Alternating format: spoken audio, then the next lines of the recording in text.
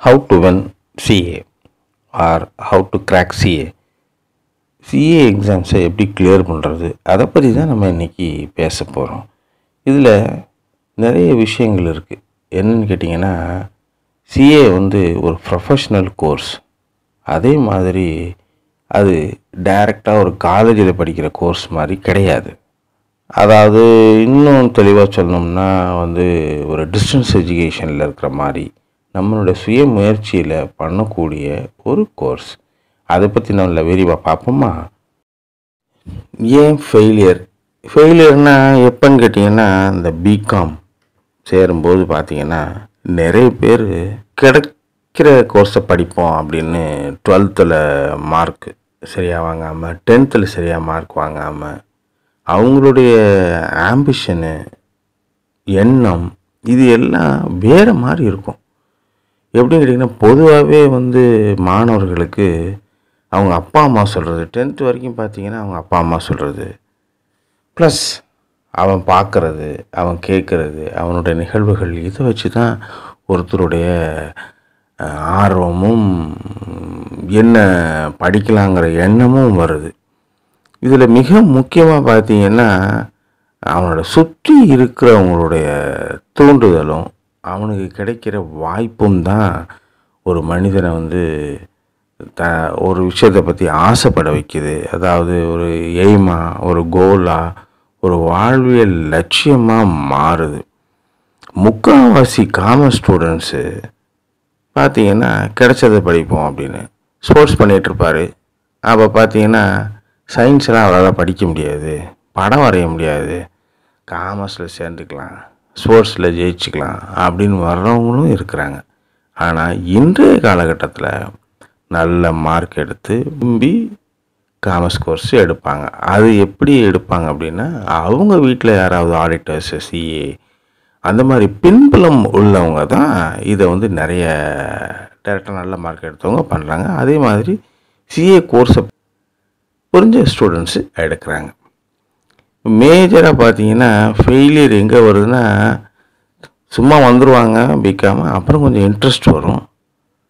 இருந்தாலும் பார்த்திங்கன்னா அவங்கள ஆள் மனதில் நம்ம படிக்க வேண்டியது வேறு கோர்ஸு, நம்ம இதில் சேர்ந்துட்டோன்ற ஒரு எண்ணம் உள்ளவங்க அது மாதிரி வந்துடுவாங்க. அப்புறம் இதெல்லாம் நம்ம தலைவிதி அப்படின்னு நினைக்கிறவங்களுக்கும் இது ரொம்ப கஷ்டமான ஒரு விஷயந்தான். நீங்கள் பார்த்தீங்கன்னா ஈஸியாக படிக்கணும் அப்படின்னு மாணவர்களுடைய எண்ணம். இந்த examination point of view prepare பண்ணுறவங்களுக்கு இந்த கோர்ஸ் சரியான கோர்ஸ் அல்ல. ஏன் தோல்வின்னு பார்த்தோம். இப்போ எப்படி சக்ஸஸுக்கான வழி என்ன, சிஏவை எப்படி முடிக்கலாம் அப்படிங்கிறத இப்போ பார்ப்போம். இதில் முதல்ல பார்த்தீங்கன்னா வர்ற ஒரு விஷயம் interest with belief, organised preparation, அப்புறம் ஸ்மார்ட் ஒர்க். இது மூலியமாக நிச்சயமாக சிஏவை கிளியர் பண்ண முடியும். அது என்னென்னு இப்போ பார்ப்போமா? முதல்ல இன்ட்ரெஸ்ட் வித் பிலீஃப். இது என்னன்னு கேட்டிங்கன்னா, இந்த கோர்ஸை ஜாயின் பண்ணும்போது இன்ட்ரெஸ்டோடு ஜாயின் பண்ணுங்கள். அதாவது ஆர்வம் அப்படிங்கிறது நம்ம தெரிந்து கொள்ளுகிற ஆர்வம்.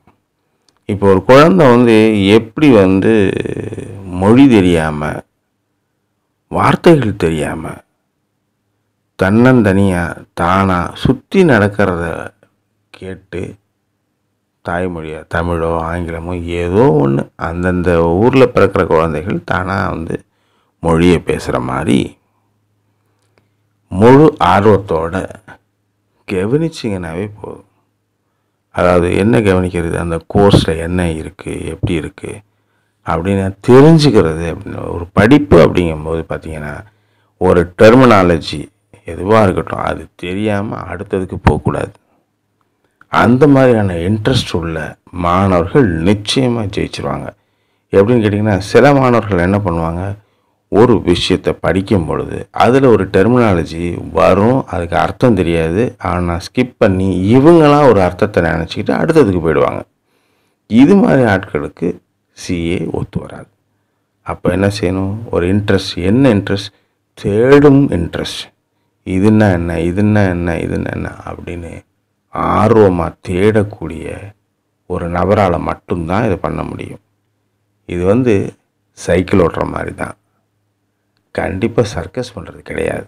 நிறைய பேர் வந்து பார்த்தீங்கன்னா சிஏவை சர்க்கஸ் மாதிரி பார்க்குறாங்க. அது தவறு. சைக்கிள் கண்டிப்பாக எல்லாராலையும் ஓட்ட முடியும். ஆனால் ஒரு இன்ட்ரெஸ்ட்டோட பண்ணிங்கன்னா கண்டிப்பாக நிச்சயமாக பண்ண முடியும். இதில் மிக முக்கியமாக என்னென்னா உங்களுக்கு ஒரு நம்பிக்கை இருக்கணும். இன்ட்ரெஸ்ட் மாத்திரம் இருந்தால் பார்த்தாது, ஆழ் மனதில் அசைக்க முடியாத நம்பிக்கை இருக்கணும். அதில் முடியும் அப்படிங்கிறது நம்ம கண்டிப்பாக கொண்டு வரணும். இப்போ பார்த்தீங்கன்னா ஜென்ரலாக வெளியில் வந்து இந்த சொல்லுவாங்க, இந்த எக்ஸாம்ஸ் வந்து எப்படி மார்க் போடுறாங்க, எப்படி வந்து ஒவ்வொரு ஸ்டேஜையும் கடக்கிறோம், இதுக்கு முன்னாடி நம்ம வந்து எப்படி எக்ஸாம் வைக்கிறாங்க, அந்த எக்ஸாமில் எத்தனை நிலைகள் இருக்குது, எல்லாமே நம்ம தெளிவாக சொல்லியிருக்கோம். நீங்கள் அதை ஒரு தரம் பார்த்துங்க. இந்த டிஸ்கிரிப்ஷன்லேயும் அதனுடைய லிங்க்ஸை கொடுத்துருக்குறேன். அது இல்லாமல் நம்ம இப்போ என்ன டிஸ்கஸ் பண்ணுறோம்னா, இந்த சிஏ கோர்ஸை எப்படி நாம் கிளியர் பண்ணுறது அப்படிங்கிறத பற்றி தான் நம்ம இங்கே தெளிவாக பேசிகிட்டு இருக்கோம். இதில் வந்து பார்த்திங்கன்னா இன்ட்ரெஸ்ட், அப்புறம் பிலீஃப், நம்பிக்கை நிச்சயம் மிக மிக அவசியம்.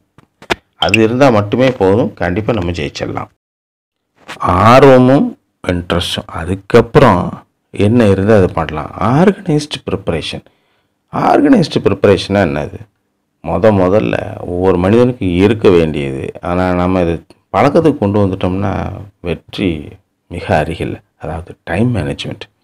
முதல்ல நம்ம நேரத்தை எப்படி ஒதுக்குறோம் பார்த்தீங்கன்னா, அந்த கட்டடம் வந்து 1000 சதுரடினாலும் மிச்சம் 2400 சதுரடி இடத்துல 1400 வேஸ்ட்டாக இருக்கும். வேஸ்ட்டுனா அதை சுற்றி இருக்கும்.